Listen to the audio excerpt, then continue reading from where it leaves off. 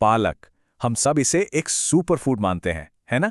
पर क्या हम इसे सही तरीके से खा रहे हैं? तो चलिए आज पता करते हैं कि हजारों साल पुराना आयुर्वेद पालक के बारे में असल में क्या कहता है। यकीन मानिए, ये बहुत दिलचस्प होने वाला है। तो ये जो सारी बातें हम करने वाले हैं, ये किसी नई रिसर्च पर नहीं, बल्कि सदियों पुराने आयुर्वेदिक ज्ञान पर आधारित हैं। ये वो ज्ञान है जो हमें सिखाता है कि इस हरी पत्तेदार सब्जी का पूरा फायदा कैसे उठाया जाए।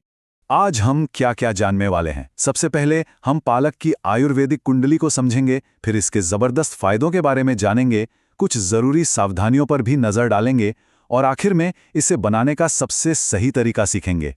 आयुर्वेद में ना हर खाने की चीज का अपना एक गुण होता है, मतलब एक बेसिक नेचर। पालक का ज्यादा से ज्यादा फायदा लेने के लिए हमें सबसे पहले इसके इसी असली स्वभाव को समझना होगा। तो सबसे पहली और सबसे जरूरी बात, पालक की तासीर ठंडी होती है, मतलब ये शरीर को ठंडा करता है। लेकिन इसका एक और पहलू भी है।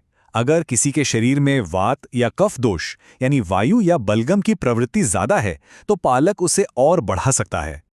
और हाँ, ये सुनने में थोड़ा अजीब लग सकता है, लेकिन आयुर्वेद पालक को गुरु मानता है, यानी पचने में भारी।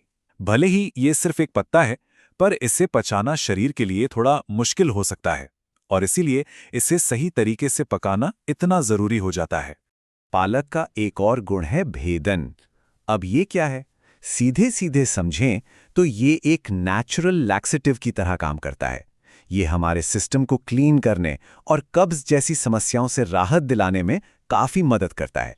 ठीक है, तो अब आते हैं इसके फायदों पर। आखिर क्यों पालक को इतना बढ़िया माना जाता है? आइए देखते हैं कि आयुर्वेद के हिसाब से पालक हमारे शरीर के लिए क्या क्या कमाल कर सकता है। ये सिर्फ हीमोग्लोबिन बढ़ाकर खून की कमी को ही दूर नहीं करता, बल्कि हमारे लिवर के लिए एक डिटॉक्स हीरो की तरह काम करता है। और अगर किसी को कब्ज की पुरानी परेशानी है, तो पालक बहुत मददगार हो सकता है। इतना ही नहीं, ये ब्लड शुगर लेवल को कंट्रोल करने में भी मदद कर सकता है। लेकिन एक मिनट रुकिए, क्या पालक सबके लिए और हर समय के लिए अच्छा है? जवाब है नहीं। तो सवाल यह है कि किन लोगों को इसे खाते समय थोड़ी सावधानी बरतनी चाहिए। चलिए जानते हैं। अगर किसी को कभी भी किडनी स्टोन की समस्या रही है, तो उन्हें पालक से थोड़ा बचना चाहिए, क्योंकि इसमें ऑक्सैलेट होते हैं। इसी तरह अगर जोड़ों में दर्द रहता है या पाचन शक्ति कमजोर है, तो पालक से दूरी बनाना ही बेहतर है। और एक खास बात, आयुर्वेद मानसून के मौसम में इसे न खाने की सलाह देता है।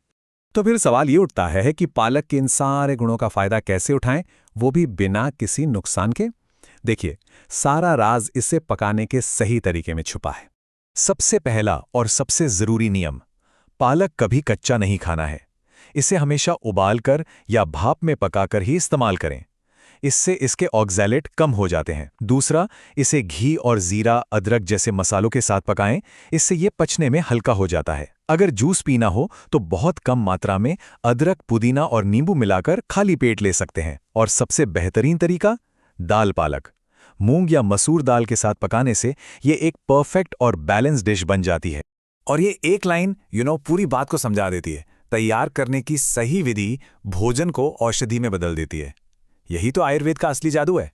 तो ये सब जानने के बाद अब कोई अपने खाने में पालक को किस नए और बेहतर अंदाज में शामिल करना चाहेगा? सोचने वाली बात है ना?